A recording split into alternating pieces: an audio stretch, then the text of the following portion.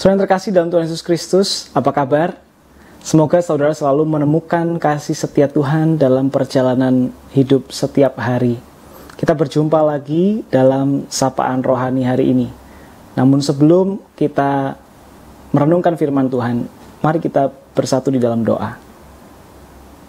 Sungguh kami berterima kasih padamu Tuhan akan penyertaan-Mu yang tak pernah habis-habisnya dalam hidup kami. Itu terwujud nyata dari sapaan-Mu yang tak pernah berhenti Engkau bisikkan dalam relung hati masing-masing kami. Kami percaya lewat firman yang kami renungkan, Engkau menyapa kami dan membuat kami peka akan suara-Mu.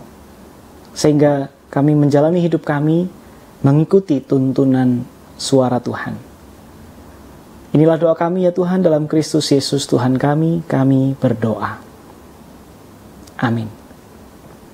Saudara sekalian, bacaan hari ini diambil dari Mazmur pasal 27 atau lebih tepatnya Mazmur 27.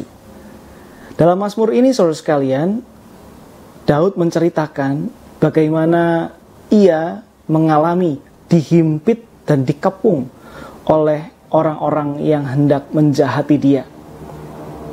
Tapi dalam pengalaman itu ia selalu percaya bahwa ia akan menjumpai kebaikan Tuhan dalam hidupnya. Hal menarik lainnya yang bisa kita renungkan adalah di tengah-tengah berbagai persoalan dan kepungan dari penjahat-penjahat itu, Daud meminta sesuatu yang tidak biasa. Apakah itu? Daud meminta, diungkapkan di ayat 4, "Satu hal telah kuminta kepada Tuhan, itulah yang kuingini, diam di rumah Tuhan seumur hidupku, menyaksikan kemurahan Tuhan dan menikmati bait-Nya." Mengapa saya bilang bahwa ini permintaan yang tidak biasa? Karena umumnya ketika kita berhadapan dengan persoalan atau kita dikepung dengan masalah, kita selalu berseru kepada Tuhan agar melepaskan kita dari segala persoalan itu. Tetapi Daud tidak demikian. Daud justru minta di tengah-tengah berbagai persoalan itu, dekatkan aku padamu ya Tuhan. Itulah keinginanku. Keinginanku adalah merasakan kemurahan. Keinginanku dan yang menjadi harapanku adalah ketika aku bisa datang mendekat kepadamu. Saudara sekalian, seberapa sering ketika kita berhadapan dengan persoalan, ketika kita dikepung oleh masalah-masalah, dan kita meminta agar lewat pengalaman itu kita makin dekat kepada Tuhan. Atau kita buru-buru meminta agar Tuhan melepaskan kita dari segala persoalan kita. Tentu tidak ada yang salah saudara sekalian untuk meminta kepada Tuhan agar Tuhan menolong kita menyelesaikan dan melewati persoalan kita. Tetapi jangan sampai lupa bahwa setiap pengalaman hidup kita kiranya makin mendekatkan kita kepada Tuhan kita. Seperti lagu yang saya yakin saudara kenal, lagu berikut ini. Makin dekat Tuhan kepadamu, walaupun saliblah mengangkatku.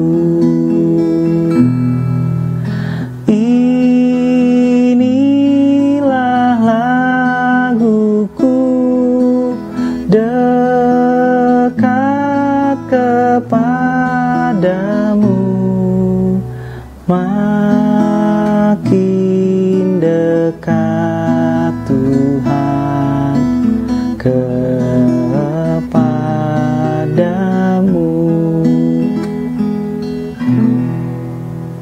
Saudara sekalian, semoga ketika kita berhadapan dengan persoalan apapun, kita tidak lupa untuk meminta agar lewat berbagai pengalaman hidup kita makin didekatkan dengan Tuhan.